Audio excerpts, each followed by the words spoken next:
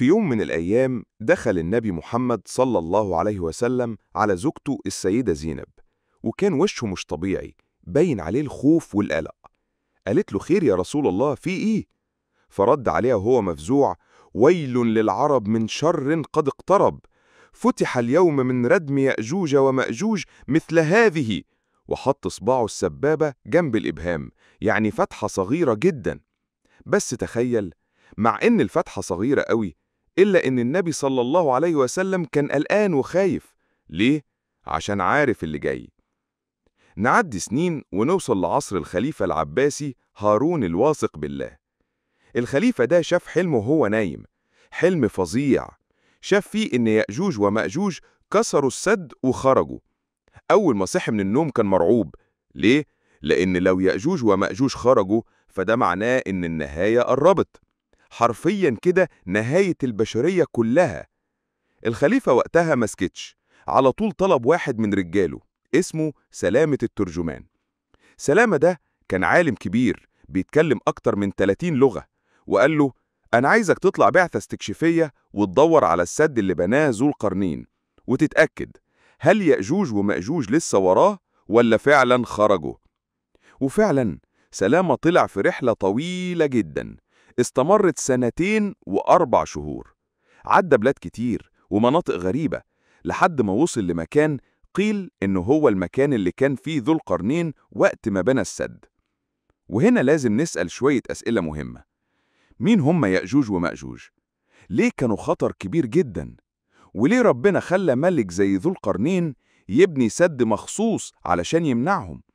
وهل فعلا لحد النهاردة لسه محبوسين ورا الردم؟ خلينا أحكي لك من البداية. يأجوج ومأجوج بشر زينا، من نسل آدم، وتحديداً من نسل يافث ابن سيدنا نوح. ولكنهم ماشيين في الأرض فساد، خصوصاً وقت الحصاد. كانوا يخرجوا يهجموا على القرى، يسرقوا المحاصيل ويحرقوا كل اللي يلاقوه، وبعد كده يرجعوا تاني يستخبوا في جبالهم ومحدش يقدر لهم على حاجة. لحد ما ظهر ملك عادل اسمه ذو القرنين. ربنا أعطاه قوة وعلم ولسان كل الأمم. أي بلد يدخلها كان يعرف يتكلم مع أهلها بلغتهم من غير ما يكون اتعلمها.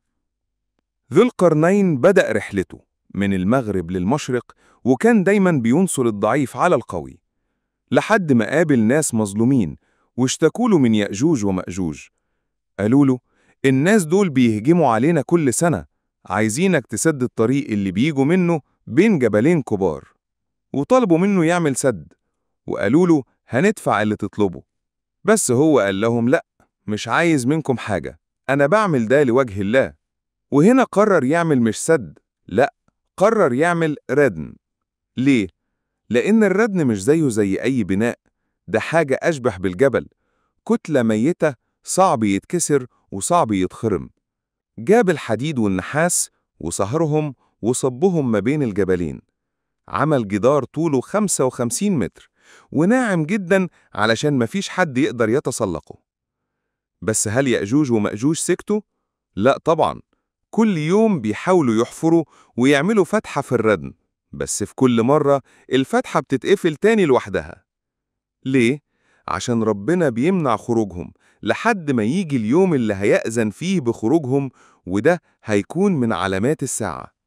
وفي يوم من الأيام هيرجعوا للفتحة ويلاقوها لسه مفتوحة، وهيبدأوا يوسعوا فيها ويخرجوا. وساعتها الدنيا كلها هتتقلب، هيمشوا في الأرض يقتلوا ويفسدوا ويشربوا الأنهار، زي ما النبي صلى الله عليه وسلم قال إنهم هيرموا سهامهم للسماء والسهام هترجع مغموسة بالدم. هيفتكروا إنهم غلبوا أهل الأرض وأهل السماء كمان، بس في عز جبروتهم ربنا سبحانه وتعالى هيبعت عليهم النغف. نغف يعني ديدان صغيرة تدخل من رقبتهم وتهلكهم كلهم مرة واحدة. وساعتها هيسود الهدوء على الأرض بعد ما كانت مليانة رعب ودوشة، والمؤمنين اللي كانوا مستخبيين هيطلعوا ويشوفوا جثثهم في كل مكان، والمواشي هتاكل من لحومهم لدرجة إنها تسمن، زي ما النبي صلى الله عليه وسلم قال. ودي مش النهاية، ده لسه يوم القيامة على الابواب. واللي نجا من ياجوج ومأجوج هو العبد المؤمن اللي كان ثابت على الحق. ربنا هو اللي نجاهم، وهو اللي هيحاربهم، لأن مفيش حد يقدر عليهم غيره. أما بقى حكاية سلامة الترجمان فهي قصة تانية كبيرة. وصل للمكان بعد 2 وشاف السد بعينه، ووصفه وصف دقيق جدا في كتب التاريخ، وخد برادة حديد من السد ورجع بيها للخليفة وقال له الردم لسه سليم واطمن، لسه ما خرجوش. الرحلة دي كتب عنها المؤرخين العرب والروس والأوروبيين، بس مع مرور الوقت الدنيا اتغيرت والتضاريس اختلفت والمكان ضاع.